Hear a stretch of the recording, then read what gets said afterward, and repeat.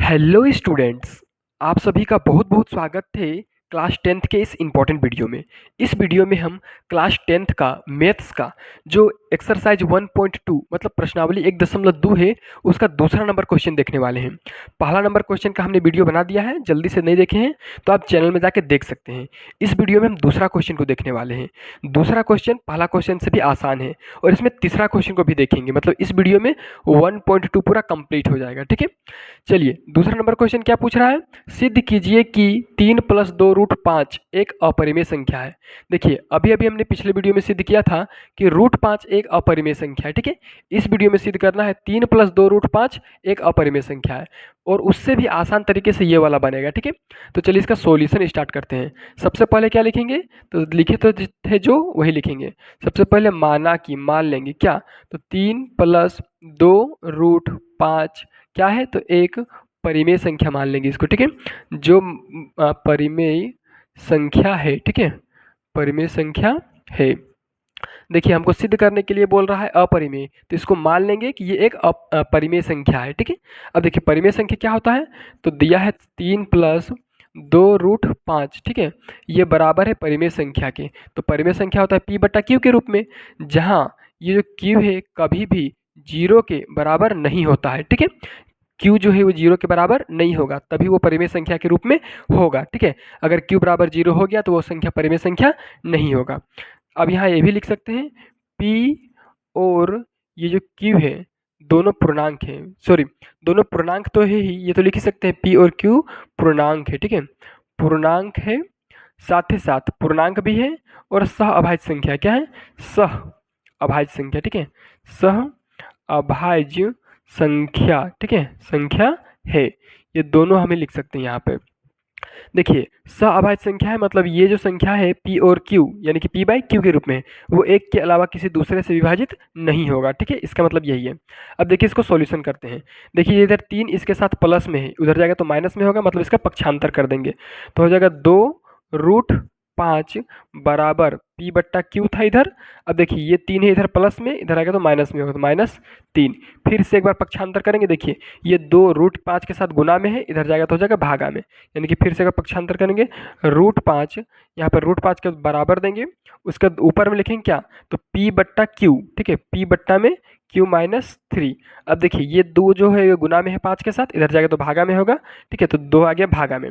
अब देखिए यहाँ पर ये जो आया है क्या, रूट 5 बराबर P/Q-3 बटा में 2, तो इसको मान लेते हैं हम लोग P है और इसको मान लेते हैं हम लोग कि Q है। ठीक है, अब देखिए ये P/Q के रूप में है और Q बराबर कितना है 2, 0 नहीं है। ठीक है, मतलब ये जो इधर आया है बराबर के इस पार, ये है आपका परिमेय संख्या और बराबर के उस पार वाला है अपरिमेय संख्या। ठीक है, अभी अभी हम सिद्ध किए थे कि रूट 5 जो है वो कैसा संख्या है, तो अपरिमेय है, तो लिख देंगे यहाँ पर अपरिमेय। ठीक है, अपरिमेय लिख दिए इधर, और ये जो संख्या है ये परिमेय संख्या बराबर परिमेय। ठीक है, परिमेय। अब आप जानते होंगे कि कभी भी परिमेय संख्या अपरिमेय संख्या के बराबर नहीं होता है। क्या होता है, नहीं होता है। तो यहाँ पर जो हम माने थे 3 + 2 रूट 5 एक परिमेय संख्या है, ये गलत हो गया। क्या हो गया, गलत हो गया। तो यहाँ पर हम लिख देंगे कि यह कथन गलत है, लिख देंगे यह कथन। ठीक है, यह कथन गलत, क्या है, यह कथन गलत है। ठीक है, कि गलत है कि 3 + 2 रूट 5 एक परिमेय संख्या है, एक परिमेय संख्या, परिमेय संख्या है। ये जो कथन है वो एक गलत कथन है। ठीक है, तो सही क्या है, तो सही ये है, अतः लिख देंगे अतः 3 + 2 रूट 5 एक अपरिमेय संख्या है। क्या है, अपरिमेय संख्या। ठीक है, संख्या है। ठीक है, देखिए अभी हम लोग माने थे क्या कि 3 + 2 रूट जो 5 है वो एक परिमेय संख्या है, जबकि यहाँ पर हम लोग सिद्ध किए कि 3 + 2 रूट 5 जो है वो एक अपरिमेय संख्या है। ठीक है, इस प्रकार से दूसरा का आंसर कंप्लीट हुआ। चलिए तीसरा क्वेश्चन देखते हैं। तो चलिए अब हम लोग देखते हैं तीसरा क्वेश्चन। देखिए तीसरा में 3 ठो क्वेश्चन है। तीसरा क्वेश्चन कह रहा है कि सिद्ध कीजिए कि निम्नलिखित संख्याएं अपरिमेय है। देखिए कुछ संख्या दिया है, उसमें से पहला नंबर है 1/√2, मतलब 1/√2। इसको सिद्ध करना है कि ये जो संख्या है वो अपरिमेय है। ठीक है, बहुत आसान तरीका है, उस सबसे आसान तरीका से यही सब बनेगा। ठीक है, तो सबसे पहले हम इसका सॉल्यूशन करेंगे और इसको मान लेंगे। क्या मानेंगे, तो लिखेंगे माना कि 1/√2 एक परिमेय संख्या है। क्या मान लेंगे? एक परिमेय, ठीक है ना, एक परिमेय संख्या है, ठीक है। देखिए सब चीज़ में मानना जरूरी है, ठीक है। परिमेय संख्या है तभी आसानी से बनेगा। तो परिमेय संख्या है कौन सा?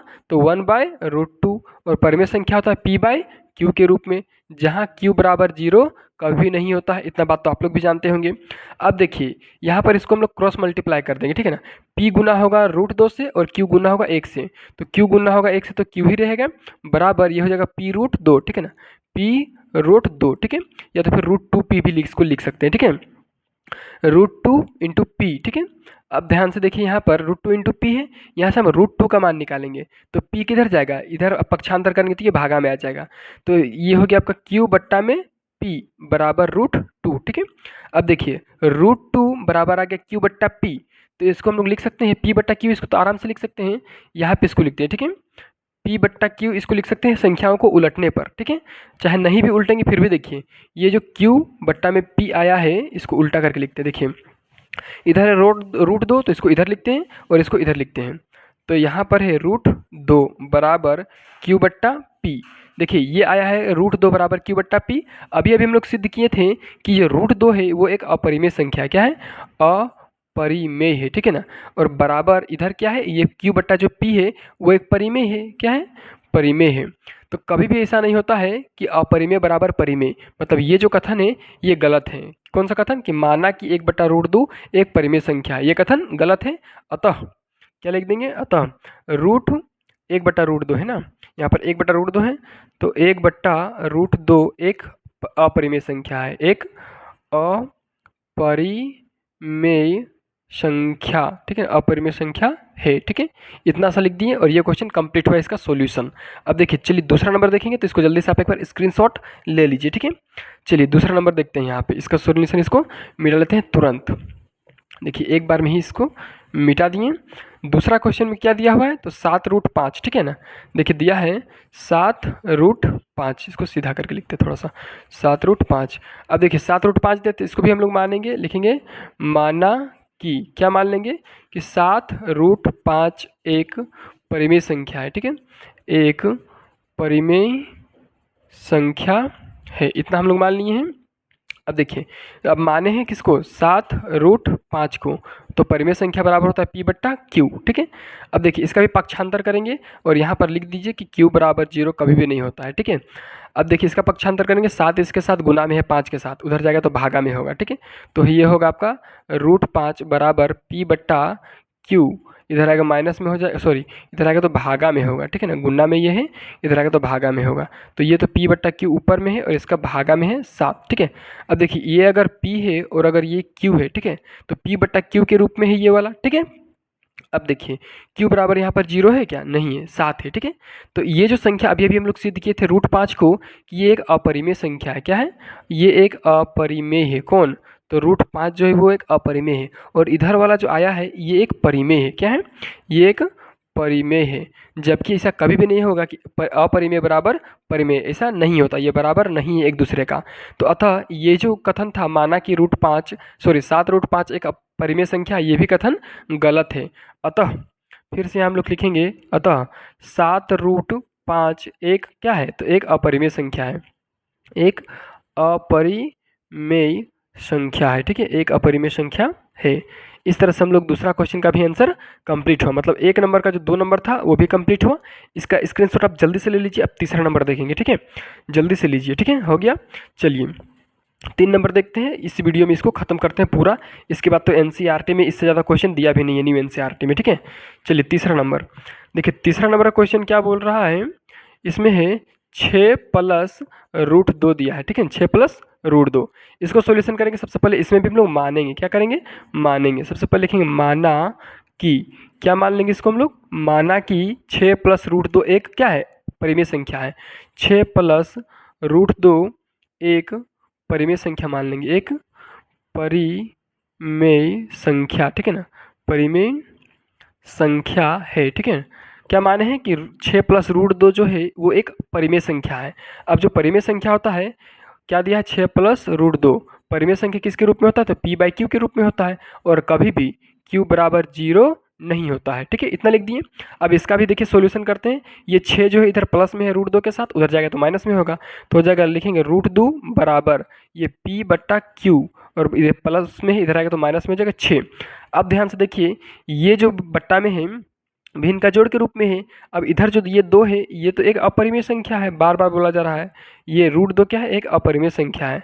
और बराबर देखिए ये जो आया है, इसको ऊपर वाला को हम पी मान लेते हैं और नीचे वाला को लोग क्यू मान लेते हैं। ठीक है, तो ये तो पी बाई क्यू के रूप में दिख रहा है। ठीक है ना, ये वाला अब यदि पी बाई क्यू के रूप में है, ये तो परिमेय संख्या है। ठीक है, तो ये ऑलरेडी परिमेय संख्या है और ये इधर अपरिमेय, तो ये लिख देंगे हम इधर परिमेय। ठीक है, क्या लिखेंगे, परिमेय। ठीक है, अब देखिए ऐसा कभी नहीं होगा कि अपरिमेय संख्या बराबर है परिमेय के, तो ये कथन गलत हो जाएगा। ठीक है, यह कथन गलत है कि माना कि 6 प्लस रूट 2 एक परिमेय संख्या है।